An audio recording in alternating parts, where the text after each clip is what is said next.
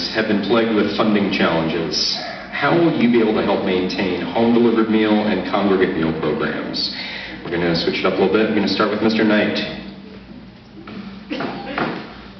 Well, at the state level, we take our priorities and we fund them.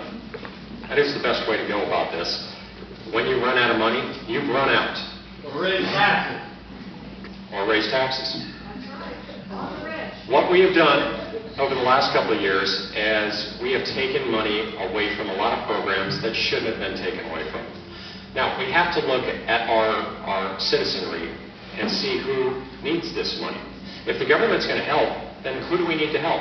Do we need to help our disabled community? Do we need to help our children? Do we need to help our seniors? I mean, those are the three groups that should come to mind when we say we're going to use government dollars to help people. Those should be the three groups. Now, what has happened in the state of California is we have 32% of all the welfare in America here in California. 32%.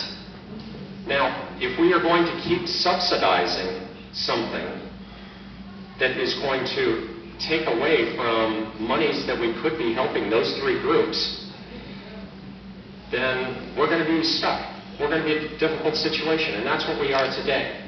We didn't take any money out of subsidies this last time. For 2 years we haven't done that. So these subsidies have continued on. And when you give the most, people will come. If you give the best benefit, people will come.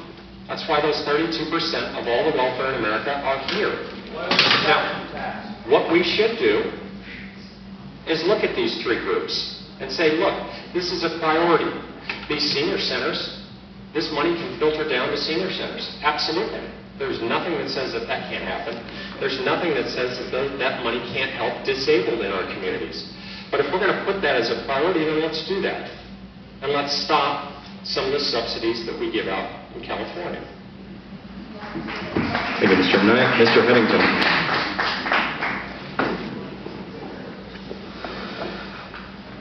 All right, I think Steve makes a really good point in terms of priorities, and I think there's some reforms that we could pursue in terms of restoring some sanity to our fiscal and political process.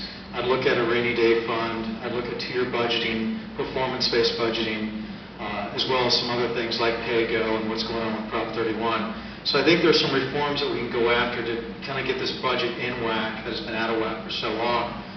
But the point that I want to make, and I wish my opponent were here because I'd like to hear his answer, is that these priorities are happening within one side of the aisle. And unfortunately, even if you have a good idea, if you're not part of the majority caucus, it's really difficult to say this is a priority, we need to focus on this. Now, I know we may have divergent opinions on that, but you need to ask yourself, do you want someone that's going to be in the room, that's going to be able to articulate and advocate on your behalf on these issues, that will have perhaps advisory council for seniors, or do you want someone else who's going to be outside of the caucus who won't have as much influence and certainly won't have as much impact as Cameron has because it's further to the right. So I think you need to look at, one is what is the process by which we determine priorities and who can be the best voice for you. And if things like influence, effectiveness, and impact are important, then I'm your choice. Dr. Rogers.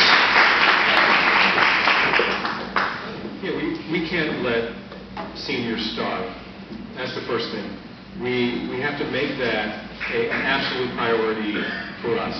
And seniors, I see this as 75% of my patients are on Medicare. I deal with seniors all the time, and they have complications.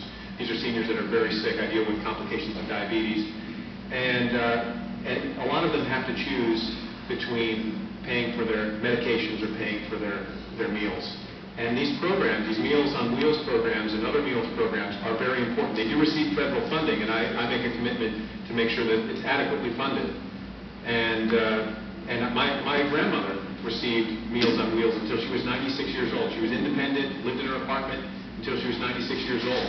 And if she didn't have that, she would have been in a nursing home, a lot longer before that. She actually went to a nursing home. My dad died. He was living with her. My dad died suddenly, and we had to put my grandmother in a nursing home while we were making arrangements for my dad's funeral. And my grandmother died 3 days later in the nursing home because of just the change and all of that. So, this keeps people alive, and nutrients are important. A lot of the complications that I see are caused by malnutrition. It's unbelievable, the amount of malnutrition we see in seniors. So you have my commitment that I will work hard to make sure that seniors do not starve.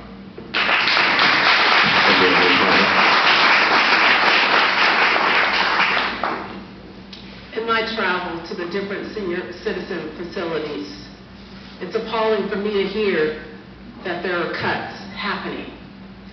When I talked to Brad in reference to the issue regarding how the meals are being cut and how there's a lack of transportation, I just can't believe that our government would touch that segment of the population. One of the things that I would like to see happen is that as your next state legislator, I continue to go around to all the different senior citizen facilities, and I want to actually look at their budget, and I want to find solutions to maybe where we could probably recoup other monies, where we could find solutions to have more money coming into the senior citizen facilities. And so one of the things that I would probably like to do, that I've seen happen, I would like to maybe put a tax on some of these big oil companies. I would like to take the fraction of the money and put it into the senior citizen facilities. You know, the government seems to keep thinking it can touch two populations, senior citizens and children. I've been witnessing what's happening in our public schools. There has got to be some protocols where all the legislators, meeting of the minds, come together and say, you know what, there's two areas that we cannot touch as far as funding. Public schools, and we cannot touch senior citizen facilities. We cannot. So one of the things, again, tax on the big oil companies. Thank you.